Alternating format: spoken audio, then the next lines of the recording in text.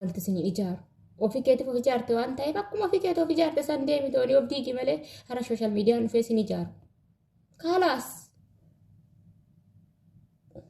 Hayi akkam jirtan nagaa keessanii jirtu fayyaa keessanii iddoo jirtanitti nageenyi waaqayyoo isiniif haa baay'atu akkam jirtanii fayyaa keessanii isiniin jedha uummata keenya bakka jiraattan isiniin jedha iddoo jirtanitti nageenyi isiniif haa baay'atu. Namoonni chaanaalii kiyyaa faaraa taate sabiskiraabii gochuu hin irraanfatinaa hin dageetinaa isiniin jedha. Hin qorraa sitti iddoon itti jiru hin qorra waan ta'eef maaliif uffattee dhuftan jedhina hin qorra baay'ee jechuudha. Ijoolleen Beerut keessa jirtan hin qorra. Bahareenii qarqara jirra waan ta'eef hin qorra ganni seenee jira. Inni waa tokko waatu na dhibe jechuudha akkuma koo waa sin dhibeessinoo yaa jara koo. Ani hin jedhu warrumti yuutuubaroonni kun yuutuubaroo naalaa hubade. Mistira keessan maaliif asirratti baastanii?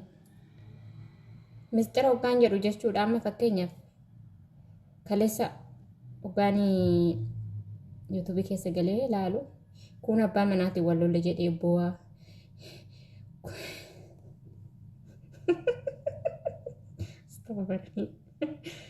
Ani hangaafii natti ta'e gaafa wal fuutasanii gaafa waliin bultii keenya waliin ijaarranna jettanii wal fuutasanii sooshaal miidiyaatu walitti si fuudhe moo maali jechuudha na dhibee yaa uummata koo uummata mistira keessan asirratti baatanii ni mina eeree qaanyidha dhugaasiniin jedha. Dhugaasiniin jedha bultiin jechuudha tidaarii jechuun akka daa'ima araasisanii jechuudha shururuu barbaachisa ishee. Kanaaf mistira keessan asirraa fuutanii bayina. Ere bayyesuusim. Maali uummata maal taatan jira? Ere bayyesu birriin tuni waanuma baay'ee nama gooteedha. Ere mistira keessan asirra baastanii ni minaa dhugaa qaanyidha. Kun abbaa manaatiin wal lolle jedha sobee piraankii. Yoo piraankii hojjettan daddafaatonni viidiyoon dheeressinaa viidiyuma tokko irratti piraankii dheeraatonni nu hima. Malee kanuma deddeebistanii yoo haasoftan dhugaas siniin jira of tuffachiisu ta'a. Jireenyi keessa sunuu piraankii akkaataa sun gara dhugaatti jijjiiramaa jechuudha. Kanaaf jireenya ittiin qoosina dhugaa bultii ittiin qoosina warri bultii keessa jiraattan. Bultii jechuun ikkoo akka daa'ima araasisanii shururuu barbaachisaa ulaagaalee hedduu. Maaf qilleensa of naqxan dhugaas siniin jedha qilleensa of hin naqina alatti baatanii toonii yuutuubiidha tiktookii feesbuukii hin odeessinaa baatanii bakka gaafa wal fuutasaan nuti walitti si fuudhemu. Amma fakkeenyaaf kaleessa har'a fayyoo viidiyoo fayyoo tokko jala galee ilaalaalu hin boochi anaa nyaatu hin boochi dhugaa dhiifama reenaa godhe fayyooti yoo waan dhageessu ta'e dhugaan keetii fi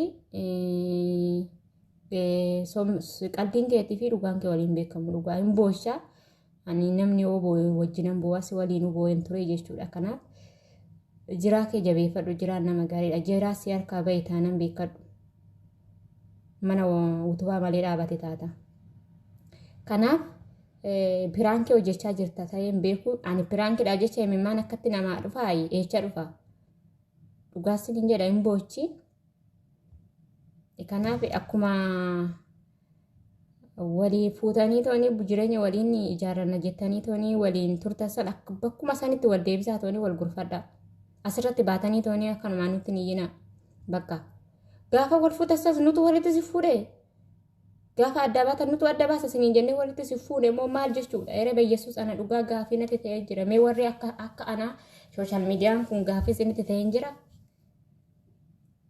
Ere dhugaan ijoollee meeqa warri yuutuuba beeku.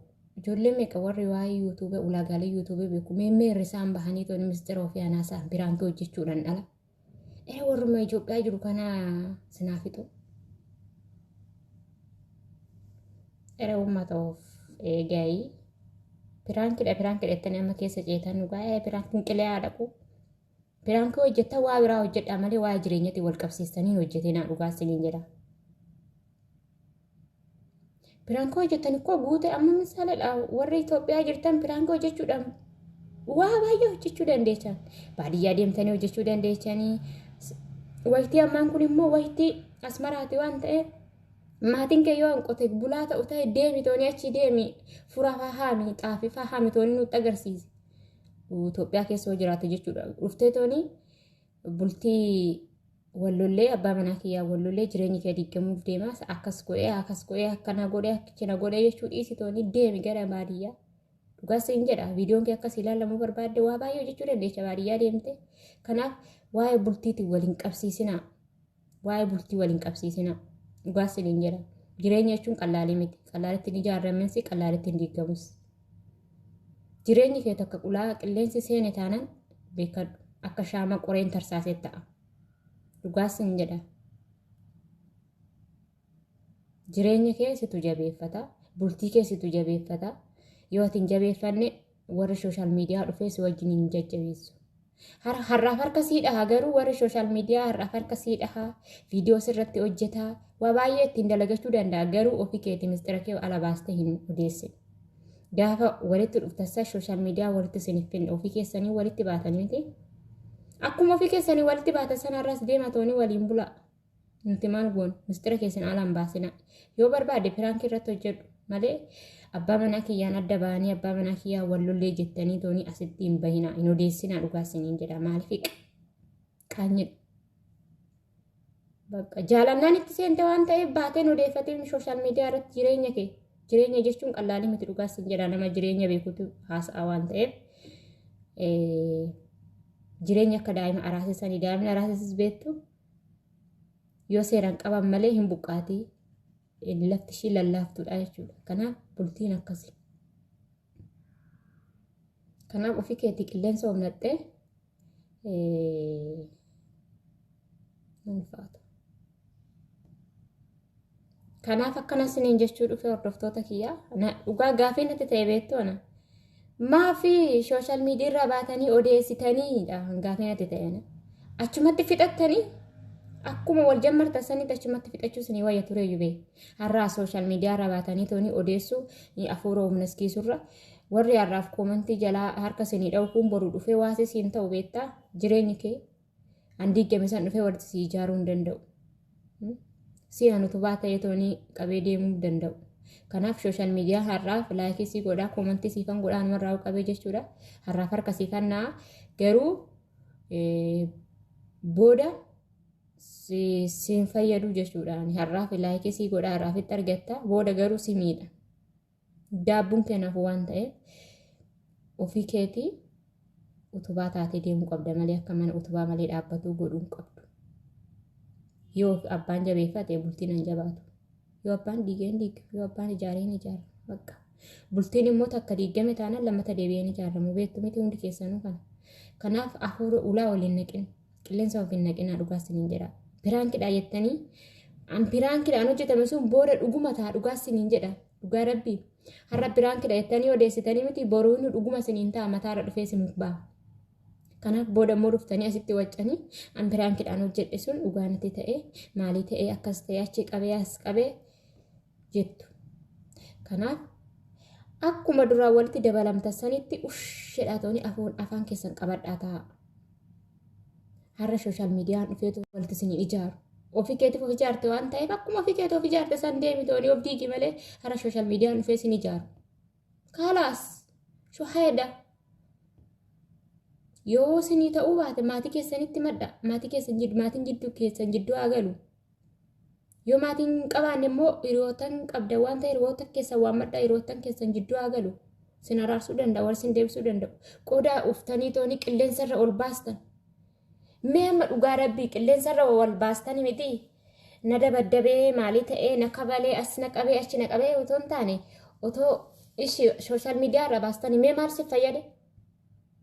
War si fayyade qabaa garuu maallaqa itti argattu. Dhugaa maallaqa itti argattu. Kanaaf jireenya kee of duuba deebii ilaali yaa obboleessa yaa obboleetti. Jireenyi kee atirii cabeen godhin dallaa atiriidhaan ijaaramee cabeen godhinii ofii keetiif ijaaruu qabda. Namni dhufee si ijaaruu hin jiru. Manni utubaa malee dhaabbatu utubaa malee hin bareedu utubaa malee hin dhaabbatu. Kanaaf ati immoo eega dubartii taatee dhalattee dubartiin jireenya bultumaan bareeddi waan ta'eef akka bultii kee ijaarrattee maatii keetirraa adda baatee jireenya mataa kootan jiraadha jettee toonii maatii keetirraa adda baatee jireenya keessan situ jabeeffachuu qaba. Bakka hallaqa maatiin keessuun osoo maatii keetitti deebitee maatiin kees hin jaalatu. Dhugaas hin jedha maatiin kees hin jaalatu. Ati haadha ilmoo ta'uu dandeessa, abbaa ilmoo ta'uu dandeessa. Maatiin keessuun ilmoo keessa wajjin hin jaalatu. Mee dubartiin jireenya ofii bultii ijaarrattee toonii diidee galtee maatiitti galtimee an jaalatamte jirti jirtu uummatuma keenya irraa qabee jechuudha. An sobbolaa waan qaba waan ta'eef. Kanaaf yoo nama yaaddan taate dubartii taate dhiira taate sooshaal miidiyaa irra jireenya kee hin baasin. Dhugaas hin jedha akkuma dhoskaadhaan walitti dabalamta sanitti dhoskumaan otoo waan tokko afuuru tokko sin hin galin hiikkadha. Dhugaadha sumsumni saduu walitti bu'a. Namni waliin jiraatu tokko wal afaan walii wal dara darbuun dhiisu. Walloluun dhiisu dhugaadha. Walloo waati balleessa qabaate ati deemi gaafa dhiyoon inni balleessa qabaate inni si haa gaafatu bakka hallaqa kalaas. Maala sooshaal miidiyaa irra sin baasee sin waccisiise sin boochisu. An dubartiidha maafas sooshaal miidiyaa irra beektuun jireenya abbaan manaa kiyyaa wallola jedhee odeeffadha. Wallaahin odeeffadhu. Maaliif? Maatiin qaba miti yoo humna kooti ol ta'e maatiin qaba. Maatii koon itti fida yoo inni amala yaraa qabaate yoo ani amala badaa qabaadhe bakka wal gorfanna wal deebisna. Kanaaf yoo ofii keetii jireenyi tiyyaa yaa diigamtuu jettee itti karoorfatteen dhala jireenyi isa hiikuu dandeecha dhugaas hin jedhamu. Sillamaan qofa jireenya keessan kan hiiku. Haatii fi abbaan keetuu jidduu galuu hin qabu. Nama sadaffaa jidduu galuun hin barbaachisu bakka sillameen qofa jireenya keessan kan hiikuu danda'u. Kanaaf sooshaal miidiyaa irra baatanii hin odeessinaa dhugaas hin jedha baay'ee nama asxallaa dhugaa dhiifa marreenaa godhaatooni nama asxallaa nama suruura. Jireenya kee ijaarrattee ati haadha mucaa haadha ilmaan dhantalaa taate waggaa deebitee immoo asirra baatee abbaa manaa kiyyaa wallolee akkasinaan jedhee achii godhee waggaa jettu ifirriidha dhugaas hin jedha maallaqaa jettanii sooshaal miidiyaa irra wal baastanii waliin odeessinaa dhugaa. Kanaaf hordoftoota kiyyaa yoo na arrabsitanis na arrabsa. Isin hin jedha ana gaafa manatti ta'eeti malee waa biraati miti dhugaas hin jedha baay'ee tokko na ajaa'ibsiise. Otoo jireenya ofii sooshaal miidiyaa irra baasuu baatanii waan ittiin hojjetan baay'eetu jira waan ta'eef nutu biyya namaa keessa teenye tooni waa hojjechuu dandeenyu baay'eetu jira jechuudha. Kanaaf waa'ee jireenyatiin asirra baatanii tooni wacinaa dhugaas hin jedha. Kanaaf baay'ee sin jaalladha baay'ee sin kabajaa hordoftoota kiyya namoonni chaanaala kiyyaaf haaraa taatan sabiskiraabii gochuu hin irraanfatina. Kanumas sin jechuu dhufe daawwattoota kiyyaa nagaan naa tura.